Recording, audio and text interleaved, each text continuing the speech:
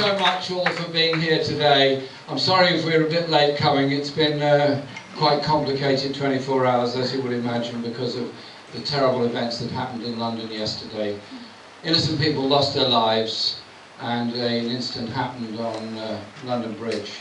And I think we all have to reflect on that, reflect on the bravery of people that tried to save the lives of others, and just think for a moment of what first responders, the police, the fire, the ambulance and so many others do day in, day out to protect all of us. Under a Labour government they'll be properly funded in order to do their job properly. Yeah!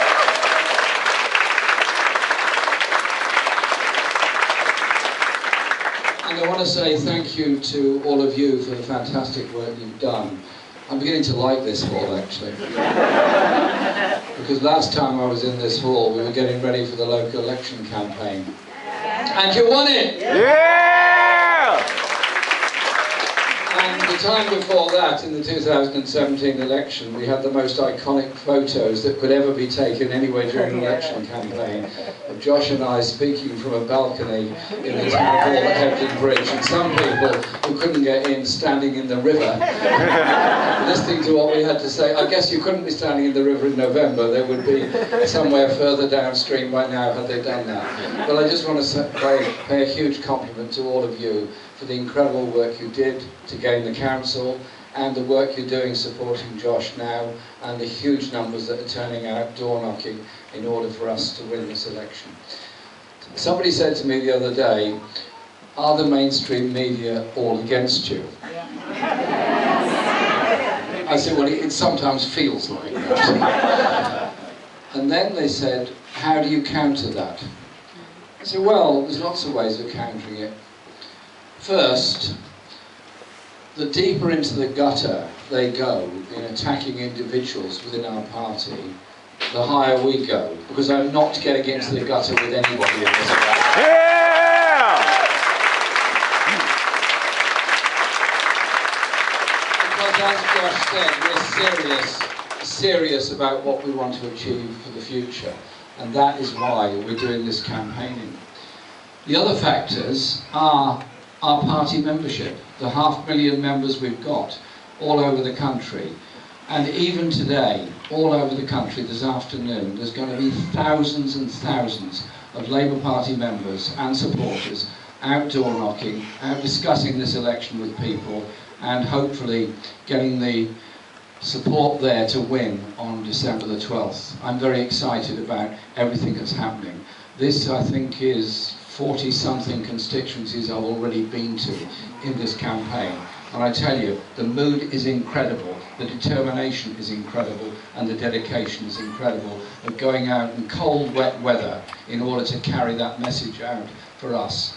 The founders of our party, those who 100 years ago organised mill workers and many others in these valleys, they would be proud of the heritage they've left to us, of a campaigning party that goes out in all weathers to carry that message, that hope of decency and social justice in our society. So thank you to all of you for all that you're doing in this campaign.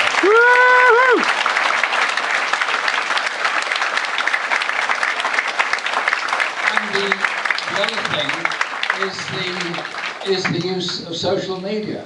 And so even if we don't get a fair crack of the whip in the newspapers, and only in election time do we get equality of time on television, is social media. The 1-minute video I did of reading our manifesto at top speed in the back of a cab. It was good, that was fun, that was. The first take was actually stuck in a traffic jam with just one shot behind me, and we thought that really wouldn't work so well. So we did it a couple of times more. And it's had millions and millions of views already, because that's how you get the message across. It can be fun as well as very factual and very determined what we're trying to do. But this election is at one level about Brexit and another level about the National Health Service. But where the two issues coincide is when you start looking at Boris Johnson and what trade deal he wants to do with the USA. Because he says he'll get Brexit done and negotiate a trade deal with the USA.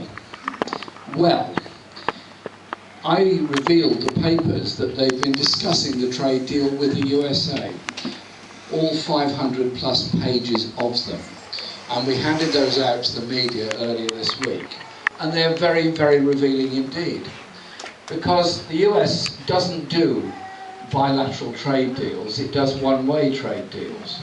And the bottom line of the United States was access to our public services for US corporations, access to what they gently and euphemistically call our health market for US corporations, and then they go into some detail about this. Well, the first thing I'd say is, I don't recognise the term health market in Britain. The last time I looked, it was called the National Health Service. Yeah.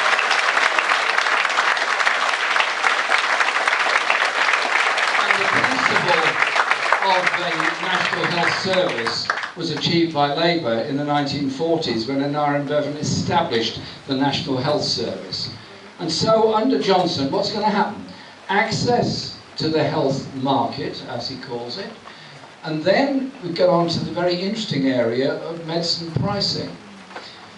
Patents are owned by US companies where the medicines are manufactured, or at least the research done for them in the United States. And they set the price.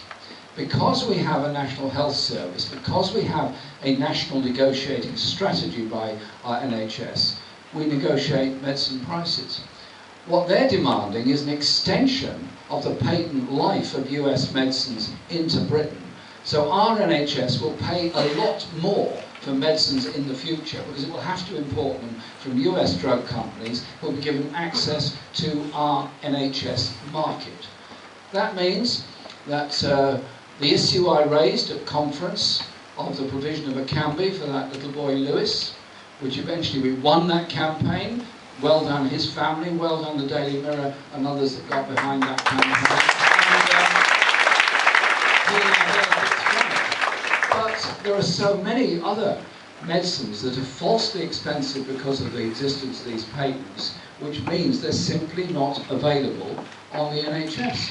Well, we've got news for them on this. One is we're not going to allow a trade deal with the USA which gives them control over our medicine supply or prices.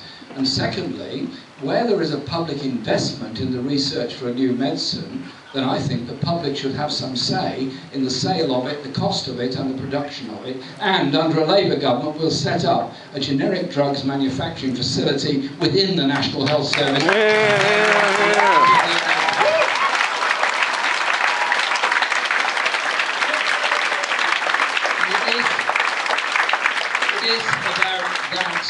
And other things. And the more you trawl through the 500 pages of this document, the more alarmed you become. And when the issue of climate change and global warming is raised, as Josh quite rightly raised it just now, they say in the United States we don't like these issues being discussed. And it cannot form any part of our negotiations. So there you have it. Public services to be undermined by American corporations, our health service undermined, and the whole idea that you could even include environmental responsibility in the trade treaty simply not allowed to get on the table in the first place. That is just a little vision of what Boris Johnson and the Tory government elected on December the 12th will do to our lives, our public services and our National Health Service. When you talk about environmental protections, we don't allow GM crops, we have very high standards of food safety. Those simply don't apply in the United States. They simply do not apply, and they will then start to use something called investor protection, which means that the company exporting to Britain will be able to prosecute in Britain if it feels its market share is damaged because of tough regulations in Britain. That is the kind of trade relationship that he wants to have for the future. Well, I just tell you this, we will have absolutely none of that. Our whole objective is to protect our public services, invest in and expand our public services.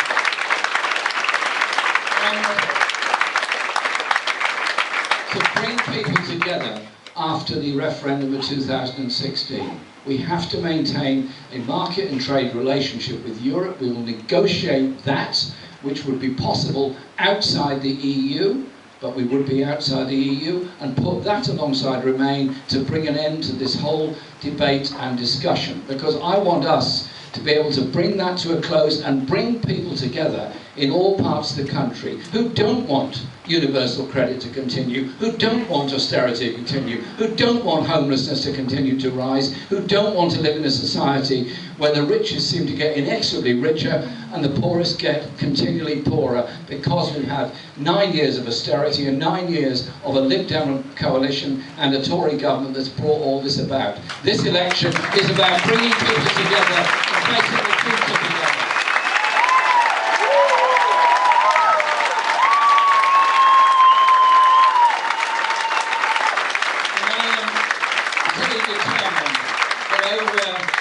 The last 12, 13 days of this election campaign, we go flat out to carry that message out there. And somebody said to me, what's the first thing you want to do when you've won the election? What's the first thing you want to do when you've won the election? And a whole lot of things run through your head. Hundreds of things you want to do. I mean, all of you in this room would probably have a dozen straight away, maybe more. I said, what I want to do is end rough sleeping homelessness once and for all in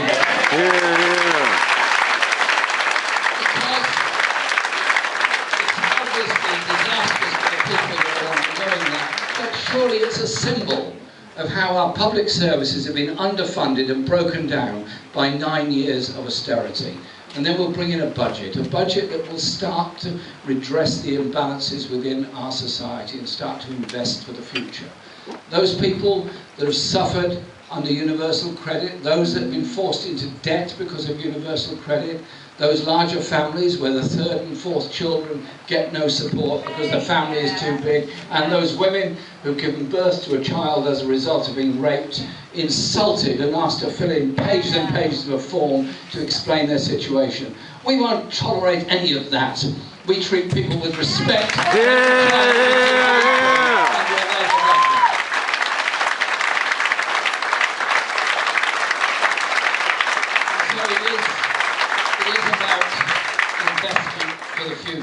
But it's also about our rights at work, our rights in society.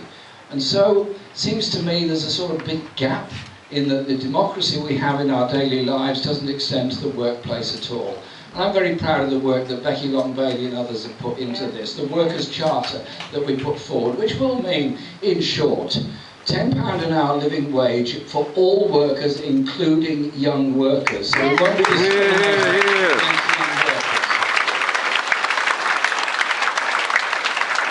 It will also mean full rights at work from day one of your employment. So you don't go through these very, very lengthy probation periods when you're not allowed access to the law that protects other workers. And we'll repeal the Trade Union Act because of what it does. And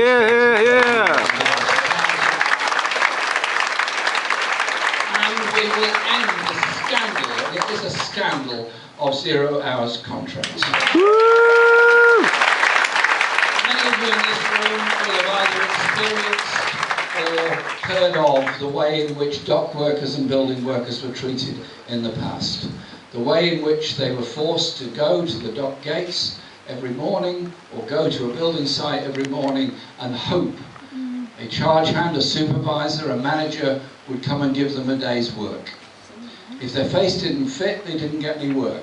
If they were known to be active in the unions or active in any other way in society, they didn't get any work. All the power was with the employer.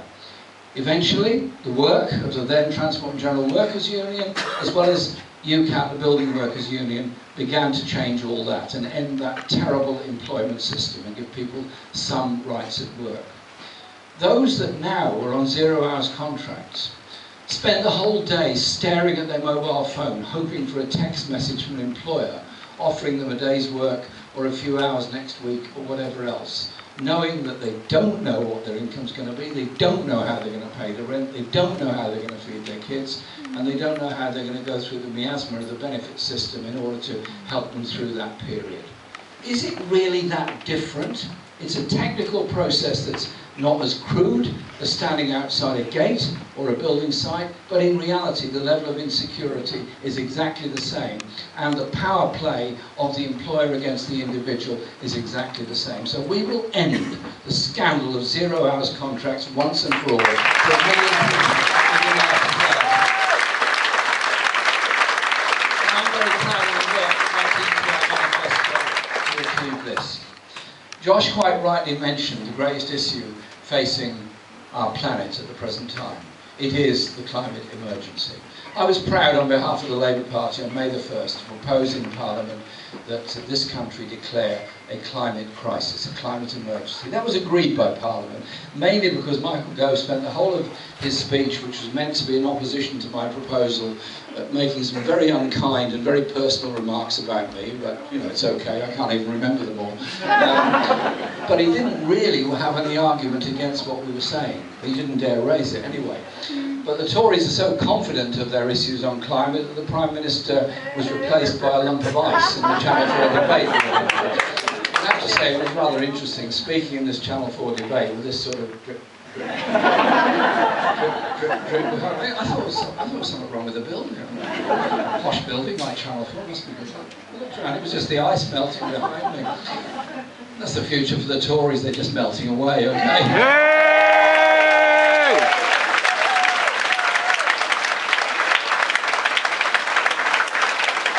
So if they won't discuss or debate the greatest issue facing this planet, we will.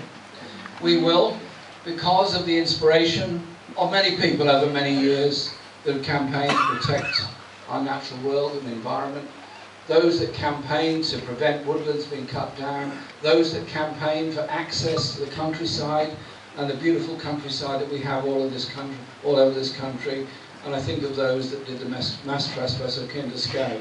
They led the way for access to the countryside. People like Billy Rothman are actually heroes to all of us. But what's happening now is very, very serious. Unless we reduce emissions in order to prevent a global rise in temperature of more than 1.5 degrees centigrade, then the disaster will start to unroll more quickly. Floods will become more prevalent, famine will become definite in many parts of the world, and droughts will become prevalent as well. And our country will not be immune from that. You've seen the floods that have happened here, you've seen the floods that have happened in the south, you've seen the floods that have happened in Cumbria. You've seen these unusual weather patterns that are supposed to come once every 500 years, coming around every few years. 100-year weather patterns coming around almost every other year. That is a sign that all is not well with our natural world and our environment. The Paris Climate Change Accord was a huge step forward, enormous, but it is not enough. I want to lead a Labour government that will host COP26 in Britain next year, and will have a London or a Glasgow or wherever it's held agreement which will go a lot further than the Paris Climate.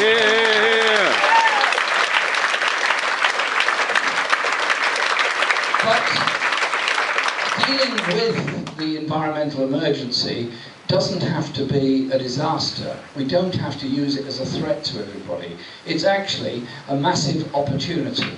Previous industrial revolutions have usually resulted in the richest and most powerful becoming richer and more powerful in the initial stages of that revolution, and then things begin to turn as the working class become more powerful. Think of the history of the Industrial Revolution. A green industrial revolution, however, is going to be something very, very different. A green industrial revolution in this country will have many, many aspects to it. One of which will be investment in green technology to generate electricity, wind, wave and water. Investment in big projects like the Swansea Bay Lagoon, like the Mersey Barrage, investment in solar farms all over the country, and in wind farms on the coast. And all the jobs that go with generating that electricity and bringing the national grid into public ownership, that we can deliver that electricity to all parts of the country. And it's also about the way in which we treat the natural world, and that's why I was very proud of the very long statement we put out on Thursday on the natural world and Labour's offer on it. So our manifesto does cover all of these issues. Our manifesto is a manifesto of hope and investment for the future.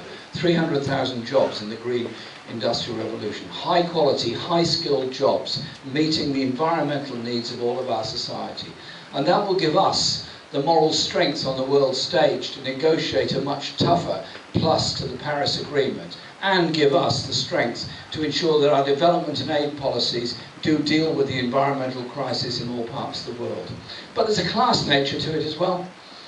It's working class kids living alongside major roads in Britain that lose 10% of their lung capacity before they get to school because of the foul air that they're breathing.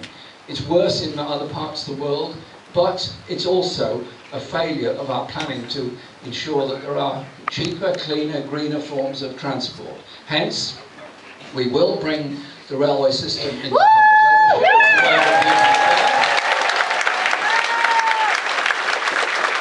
And we will require local authorities to ensure there's an effective bus service over the whole of their communities.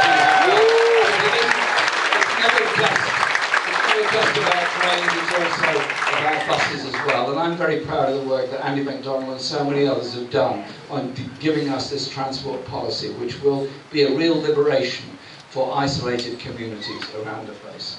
But it's also about investment for the future in new jobs, new industries and new businesses. The way people do business now and communicate is basically by phone, mobile phone and computer. Everyone in this room, I'm sure, accesses their mobile phone probably once every 3 minutes. Some people I've seen haven't yet looked at their phone throughout my speech. I'm very impressed. In fact, I'm quite touched by that. But we all need that form of communication. And just as 150 years ago, the idea of a universal postal service became the norm, the idea that a universal telephone service became the norm in the early part of the 20th century, I don't think we need to leave it to the market and Boris Johnson's mates. I think we need to have universal broadband rolled out across the whole country, and that's exactly what we're going to do. Starting with areas of the country that have the worst access to fibre optic cables, and the poorest areas that receive the least, moving into the wealthiest areas last. And that will roll out over 10 years, and that will transform things.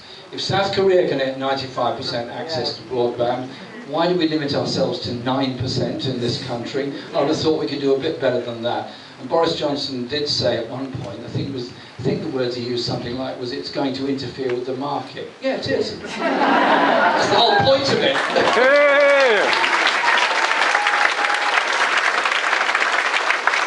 So I'm proud of the manifesto we're putting forward in this election, proud of what it can do and what it can achieve. But there are grotesque levels of injustice within our society that we will have inherited as an incoming Labour government, and they have to be addressed. Some of them are what I believe to be appalling miscarriages of justice, such as the treatment of the aggrieved miners during the miners' strike. Yeah! So we will have a public inquiry into that, along with Shrewsbury and others. But there's also great social injustices, and I've been so impressed. I've learned so much from my talks with the WASPy women over the past couple of years. They've fought a campaign with decency and dignity to try and get what they were owed. The way it was taken away from them by the Tories and the Lib Dems in 2011 with a change in the pension age which wasn't properly communicated to them. And I sat down in North East Derbyshire last Monday and talked to a group of women about what they'd suffered. And they'd all lost between £30,000 and £50,000 each. And they were having great difficulty in their lives, having to rely on somebody else just to get by.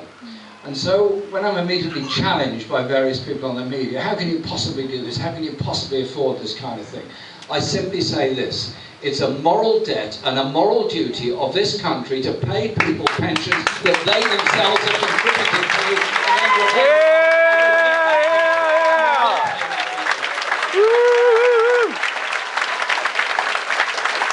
So when Boris Johnson says there's no magic money tree. There seems to be a very big magic money tree for endless tax write-offs, tax reliefs and tax evasions at the top end of society. There is never any money available for the other end, the poorest who suffered the most because of austerity. So a Labour government coming in on December the 12th will be very different. The economy will move in a different direction. It will move in a direction, yes, of expansion, yes, of sustainability, yes, of a Green New Deal, but also it will move in the direction of giving greater justice and social justice within our society. I'm fed up with living in a country where 1 million accesses are made a year to a food bank, where children go to school hungry in some cases, where we've got over 500,000 children in oversized classes, where we have teachers leaving the profession because they can't cope with the stress any longer, where we have firefighters losing their jobs, we have an under-resourced police service and so many other areas. We were told that the austerity decisions made by the coalition in 2010 were a necessary economic adjustment. We now know that to be complete nonsense. It was a political choice made by them. Yes. We'll do things very, very differently. And I'm very proud of what our party's achieved over the last few years. We've expanded, we've become more active in the community, but above all, we've developed a whole set of policies that will fundamentally transform our society. I think this country needs a radical change.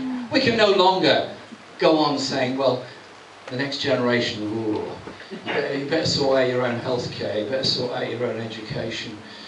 Don't worry about your pension, you better get your own. The whole idea that somehow or other the next generation can no longer rely on the public community to support them in their hour of need really has to end. And when the United Nations themselves send a special rapporteur to Britain to look at poverty and says that the social agreement of the 1940s that gave us the welfare state, that ended absolute destitution in our society, has been replaced by a cold and uncaring ethos, they're dead right. Think about that. The UN investigates poverty in the 5th richest country in the world and said our benefit system is run by a cold and uncaring ethos. We should all hang our heads in shame at that, and those that have brought this about should hang their heads in shame. Yeah. So, there is so much in our manifesto to be excited about, and I'll finish with this. To me, the legacy of the next Labour government will be, as the 1940s Labour government was the National Health Service, ours will be a National Education Service. An education service that gives free nursery places to 2 to 4-year-olds, that properly funds all of our schools, that brings in a pupil arts premium in primary and secondary schools, that ends tuition fees in university, gives equal status to apprenticeships and vocational education alongside academic education. And above all, one that ends the horrible league table rat race that's taken over. So we'll be testing at 2 stage 1 and 2 stage 2, and we will ensure that the free schools and academies no longer act independently. They come within the family of education. So there's everything to campaign for in this election, everything to go out there and get that message across. Because when Labour win, it's going to be different. You'll have a government who on the world stage will prioritise real security, which is dealing with the environmental crisis, real security, which is recognising that wars create refugees, whose lives are damaged and the rest of the world is put into difficulty as a result of it. A government whose watchword will be peace, justice and human rights around the world. And you'll get a Labour government that will work for the people of this country. And when Labour wins, the nurse wins, the doctor wins, the teacher wins, the worker wins. Yes! Yes! So please do everything you can to get my good friend Josh elected, because the way to a Labour government lies through Josh Benton, MP.